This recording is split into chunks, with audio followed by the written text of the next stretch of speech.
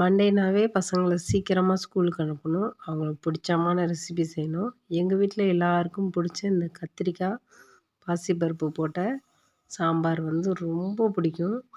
எல்லா வேலையும் முடிச்சு வச்சுட்டு பக்கத்துல, அதாவது அம்மா ஊர்ல இன்னைக்கு ஒருத்தவங்களோட டெத்துக்கு போயிருந்தேன். போயிட்டு காலையில சரியா ஃபுட் ஒண்ணும் செய்யலையே அப்படின்னு ஒரு மாதிரி இருந்துச்சு. அதனால ஈவினிங் வந்து ஒரு டம்ளர் பச்சை பயிறு வச்சு ஒரு லட்டு தான் செஞ்சுருந்தேன்.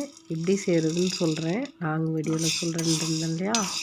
நல்லா பச்சை பச்சேன்னு இருக்க பச்சை பயிறு ஒரு டம்ளர் எடுத்து வெறும் பேனில் போட்டு ஸ்லோவாக ரோஸ்ட் பண்ணி அதோட கமகமான்னு வாசம் வந்ததுக்கப்புறம் ஆற வச்சு அதை ஒரு குக்கரில் சேர்த்து 2-3 விசில் விட்டுருங்க. 2 டம்ளர் தண்ணி வச்சிங்கன்னா இந்த அளவுக்கு உடையாத அளவுக்கு 3/4 பதத்துக்கு வெந்திருக்கணும். சுத்தமாக தண்ணியே இல்லாமல் தண்ணி இருந்துச்சுன்னா வடித்து எடுத்துருங்க.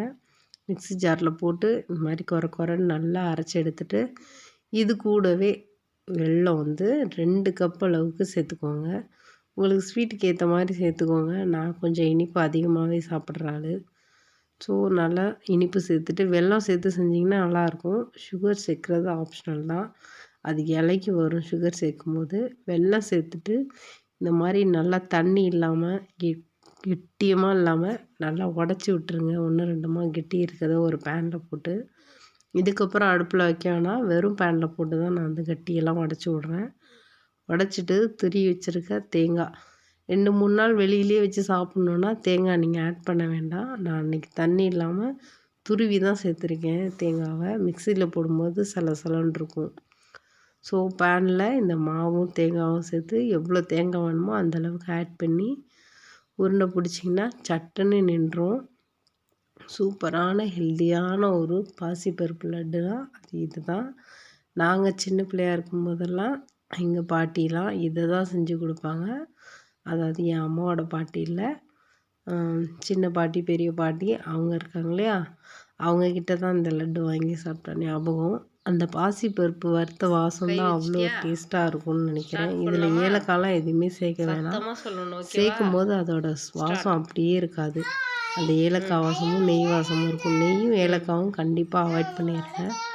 இதெல்லாம் செஞ்சு முடிச்சுட்டு குட்டி ஆசையாக லட்டெல்லாம் சாப்பிட்டாங்க. நான் ஒரு டம்ளர் செஞ்சதுனால 12 லட்டு தான் வந்திருந்தது. ஈவினிங் வந்து பாப்பாவோட ஃபேன்சி ட்ரெஸ் ஏஞ்சல் ட்ரெஸ் காம்படிஷனுக்கு இது எல்லாமே வீட்டில் இருந்த திங்ஸ் தான். அதை வச்சு நான் வந்து சிம்பிளாக ரெடி பண்ணிட்டேன். பட் அதுவே பாப்பாவுக்கு சூப்பராக இருந்துச்சு. அதை இன்னொரு வீடியோவில் போஸ்ட் பண்ணுறேன். ஸ்கூலில் என்ன மாதிரிலாம் போய் பண்ணாங்க, என்ன மாதிரிலாம் நாங்கள் ப்ரிப்பேர் பண்ணோன்றது. அப்புறம் நைட் இட்லிக்கு ஊற வச்சுட்டு அதுக்கப்புறம் தான் ஒர்க்கெல்லாம் முடிச்சுட்டு போய் நைட் தூங்கினோம். நான் வந்து இட்லி அரைக்கிற ரேஷியோ வந்து எனக்கு வந்து மெஷர்மெண்ட் கரெக்டாக இருக்கும். தெரியாதவங்க நல்லா இட்லி புசு புசுன்னு வருன்றவங்கள்ட்ட ரேஷியோ பார்த்துக்கோங்க. எனக்கு வந்து நான் வந்து 1/2 படி பச்சரிசி, 2 படியில் வந்து 1 படி இட்லி அரிசி, 1 படி ரேஷன் அரிசி போட்டு தான் ஊற வைப்பேன்.